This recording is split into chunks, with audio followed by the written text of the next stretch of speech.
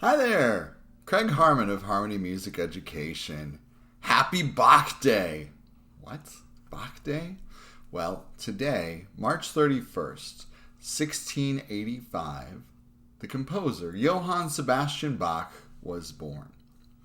If you had to put together a Mount Rushmore of composers of all time, there would be very, very serious consideration given to Bach.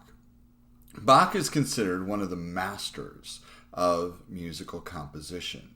He wrote music for instruments, he wrote music for piano, organ, choirs. He did it all. And the amazing part of it, and this is the thing that always amazes me of musicians of this time, at least before technology allowed us to create and share musical notation very, very quickly and easily, every part had to be handwritten out. Whether that's for an entire orchestra, whether that's for an entire choir, everything had to be written out. Every piece, every instrument. Isn't that amazing? Well, what I want to do today is unpack just a little bit of this idea of a fugue, and the whole idea that Bach was an absolute master at was introducing these ideas and using counterpoint and using harmony to creatively make this happen. And so I've had this book, right? This is the Well-Tempered Clavier. I've had that book since I was in high school, and I've been playing for years and years out of it.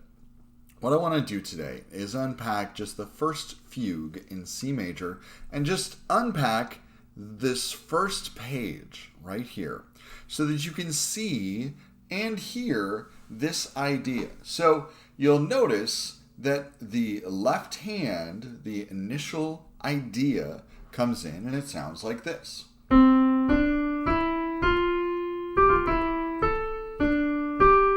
And then it continues on from there and it kind of wanders along.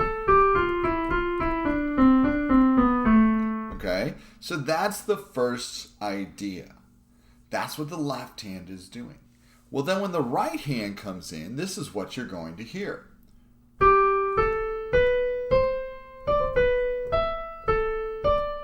And then it wanders on. And it wanders off a little differently. But the whole idea is this initial idea starts on C, because of course we're in C major. This is the tonic or home note of the scale that it's starting on. Well, then the secondary introduction starts on G, on the dominant of the scale. So you can kind of hear if we wanted to do it as a unified sound.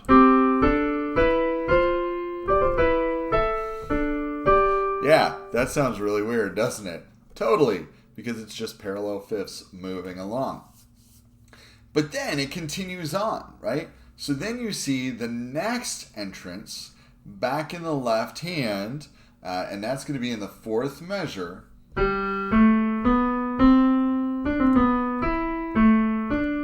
Right? And there it is. And again, that parallels exactly what that introduction does. But again, it's paralleling exactly what the right hand just did. Right? And then you get the bass line. And what's essentially happening here is, if you want to think about it in a choral music setting, this first introduction of the theme is the alto. And then soprano comes in.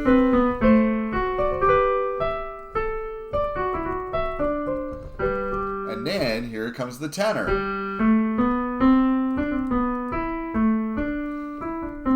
And then, of course, we have to have the bass come in.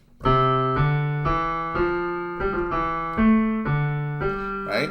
And so there it is. You have all four parts interweaving. And that fugue continues along really in that same manner with different ideas. And Bach is a master of this. All of his fugues have this idea where something initially is introduced. It's that main theme. And then it comes in a different section in a different way.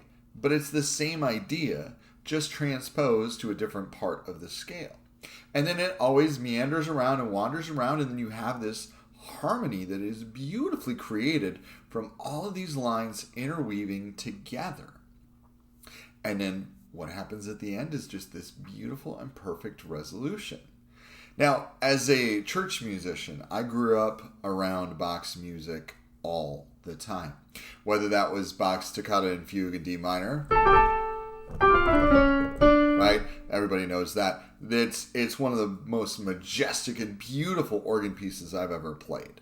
But again, the same idea comes in with the fugue there as well. Bach was a master at creating these fugues that created beautiful harmonies and just rich, rich layers that just all worked together to make this beautiful thing happen. Whether it was for instruments, whether it was for voices, whether it was for piano or organ, Bach was an absolute master. And so today, March 31st, we celebrate his anniversary of his 338th anniversary exactly of his birth.